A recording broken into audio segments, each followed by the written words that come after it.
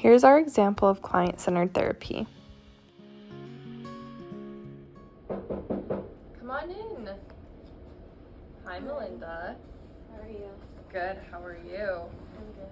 So what is bringing you into therapy? Tell me a little bit about what's going on and about yourself. So I am 28. I am in a relationship with my boyfriend. We've been in a relationship for 9.5 years now. I was a single mother, so I have a little boy, and we live in a really small apartment, and I'm also going to nursing school, so it's kind of just a lot right now. It can be stressful. Yeah. Okay. So school, stress with your kid, and it sounds like your boyfriend. Do you want to tell me a little bit more about that relationship? Yeah, so we met in high school, and then we just kind of reconnected, and we was really good for the first 8 years, and then recently I've been a part of abuse, and he comes home drunk a lot, and it's really bad sometimes. Yeah. So I like to take my son to my mom's house, to my parents' house, and they help out and watch him, and That's good. so I'm glad that I have them. Yeah, to put him in a safe environment is what it sounds like. Okay. Well, it sounds like the abuse is becoming a little overwhelming. Is that right? Okay. Let's talk about that. Let's talk about maybe, do you know about when it started and kind of your feelings towards that?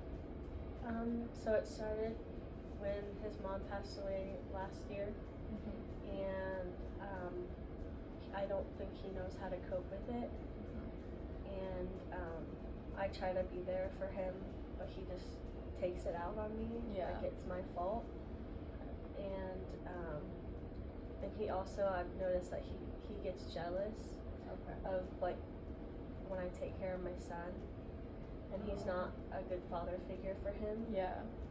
But so the grief is too much for him to handle.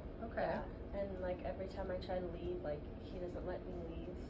Oh, okay. And it's just like this ongoing cycle, and like I don't know how to get out of it. Yeah. So we want to say a goal for our sessions is to maybe get you to a point where you feel comfortable with leaving, and that you feel confident in yourself and you have the right tools to do that. Right? Is that kind of what we want to work on? Yeah. Okay. So let's talk about maybe some things that you can do that would make you feel a little bit more safe and like ready to leave. I think that I need to either move in with my parents or get my own place. Okay. But it's like hard right now because I'm in school. Yeah. So, and I don't want to live with my parents. Yeah. But like if that's what I have to do, then I'll do it just to keep my son safe. Yeah, and I think that's awesome that you want to keep yourself and your son safe.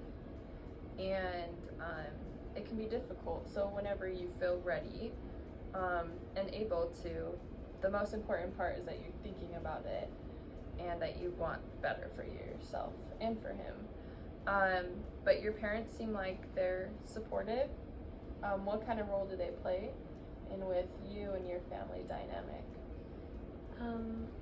They don't know about the abuse. They don't, okay.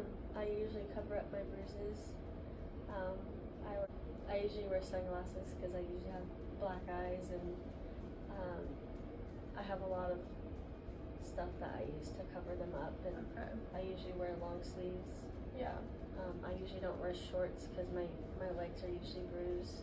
Does it make you feel upset that you don't tell them? Or are you afraid of what they're gonna think?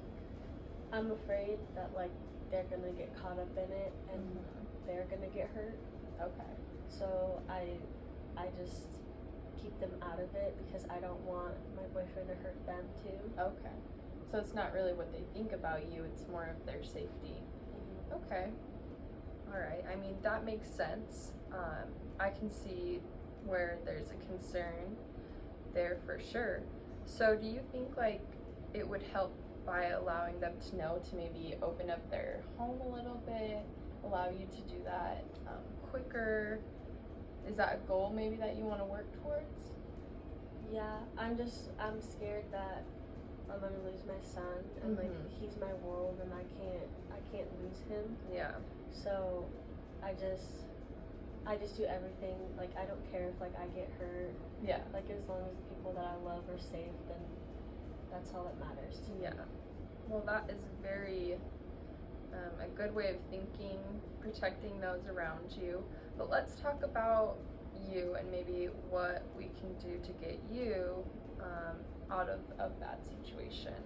So we kind of talked about your family and your parents helping you out. Do you think there's any other way that you can get out? Maybe taking school part-time and still achieving that goal of becoming a nurse, but also being able to be self-supporting so you can move out to a place where you want to go? I would say that it seems like you want to be on your own more than anything, right? Yeah, and you know, I was a single mother before and it was fine. Like I still had my parents to help out and stuff, but like just I don't know, I just need like a partnership for like myself, like not so much my son, but for myself. And I think that's why like I'm still in the relationship because like we've been together for so long, it's like it feels pointless to leave. Yeah. You kind of feel like stuck in a sense. Okay. Yeah, I think that everybody can feel that type of way and feel a little bit stuck in a relationship like that. But we'll talk about some ways and how we can get you out of that situation and maybe feel like you don't need to be so reliant on somebody else. Because I think that the cheating and stuff isn't really helping with your self-esteem, and when you don't have that, it can be very difficult maybe to feel confident enough to do things on your own. Okay, so your partner said he went through a loss, and it seems like the grief is just eating at him. And has he talked to you about it at all? He hasn't really said anything? He just takes it out on me. Okay. And he just, like, when he comes home drunk, like, he just blames it on me and then hits me.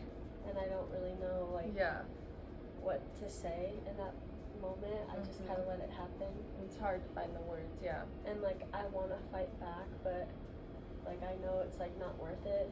Okay, yeah, that's a good start. I think that it's good to have that mindset that it's not worth the trouble of fighting back.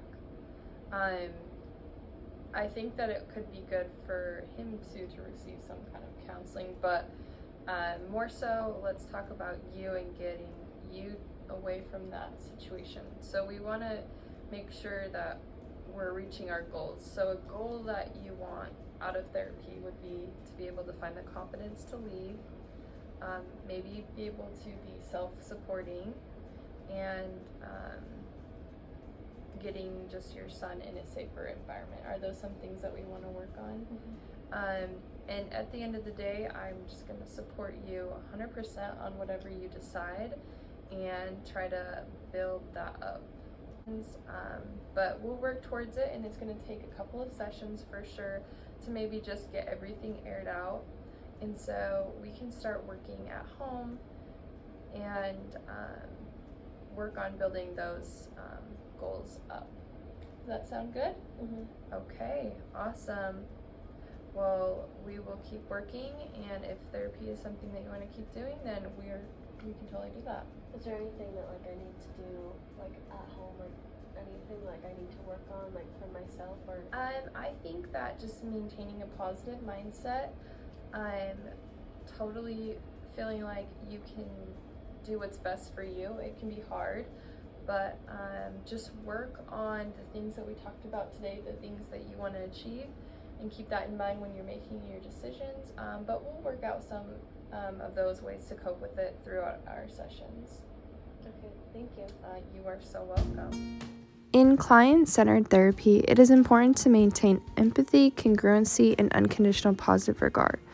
Unconditional positive regard will allow for no judgment and only acceptance and support from you to your client. Congruency will allow for realness in your session, and empathy will help for a process of understanding between you and your client.